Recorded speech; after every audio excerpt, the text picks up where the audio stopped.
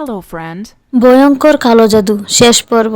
রাত 10টার পর কবিরাজ আসে। সবকিছু দেখে কবিরাজ অবাক হয়ে যান, ভয় পেয়ে যান, আবার বললেন এগুলো খুব খারাপভাবে করা হয়েছে, সব ঠিক করতে একটু সময় লাগবে, পুরোপুরি সমাধান হবে না সেটাও বলেন। দীর্ঘ 1 ঘন্টা ধরে কবিরাজ সব দেখে শুনে যা বলেন তা আজ পর্যন্ত আমি কখনো শুনিনি। 3টা চরিত্রের মানুষ দিয়ে এই কুফরি কালাম করা হয়েছে। 1 হিন্দুতান্ত্রিক, 2 জানোয়ার পালে যারা তাদের, আর 3 হচ্ছে কোনো একজন মৌলানাকে দিয়ে। আমার আম্মুকে করা হয়েছিল পাগল বানিয়ে মেরে ফেলার জন্য। আমার আব্বাকে করা হয়েছে যেন আস্তে আস্তে দুর্বল হয়ে পড়ে, কাজ করে সংসার চালাতে না পারে, বিছানায় পড়ে থাকে এই জন্য। আপুকে করা হয় যেন আপুর সংসার জীবন সুখের না হয় সেই জন্য। আমার জন্য করা হয় পড়াশোনা নষ্ট করার জন্য, সব সময় মাথা গরম রাখার জন্য, যেন আমি সবার সাথে খারাপ ব্যবহার করি। আর 1 চিমটি মাটির বিষয়ে বলেন ওইটা অবিবাহিত মেয়ের কবরের মাটি, যেন আমরা সব সময় হতাশায় থাকি। আমাদেরকে 3টা দাবি করা হয়েছিল, একটা নদীতে ভাসিয়ে দেওয়া হয়েছে, একটা শরীরে বেশে বসে গেছে, আর একটা ওই মাটি। আমার আব্বার কথা শুনে আরো অবাক হলাম, মানুষ এত খারাপ হয় কিভাবে। আমার আব্বাকে করা হয়েছে 41 বার, কিন্তু আমার আব্বার পরিশ্রমের সাথে ফেরে ওঠেনি।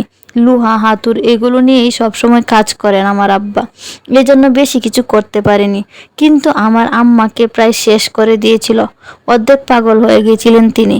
আর বললেন এর আগে 3 বার বান মারা হয়েছে আমার আম্মুকে, কিন্তু আম্মা নিয়মিত নামাজ পড়তেন, কুরআন পড়তেন, এই জন্য তিনি এখন পর্যন্ত বেঁচে আছেন। না হলে কি হতো আল্লাহ ভালো জানেন। আর আমার আপু শ্বশুর বাড়িতে থাকে, সেখানে থাকার কারণে বেশি সমস্যা করতে পারেনি। এসব শুনে আমাদের মাথায় আকাশ ভেঙে পড়ে। আম্মা নানি কান্নাকাটি শুরু করে, আল্লাহর কাছে বিচার দাবি করে। আমরা কখনো কারো কোনো ক্ষতি করিনি, তাহলে কেন আমাদেরকে শেষ করে দিতে চাচ্ছে? ছোট ছোট টুকরোগুলো কবিরাজ একসাথে করেন, সেগুলো হচ্ছে হিন্দু দেবতাদের উপমা করা আমাদের সেই কাপড় দিয়ে, আর কবরের মাটি জানোয়ার দিয়ে বেড়ায়। পরিশেষে কবিরাজ যে কথাটি বলে সেটি শোনার জন্য একদম প্রস্তুত ছিলাম না। কবিরাজ বলল এগুলো যে করেছে সে আমাদের কাছের মানুষ, সে একজন মহিলা। আর কোনো কিছুই কবিরাজ বলল না।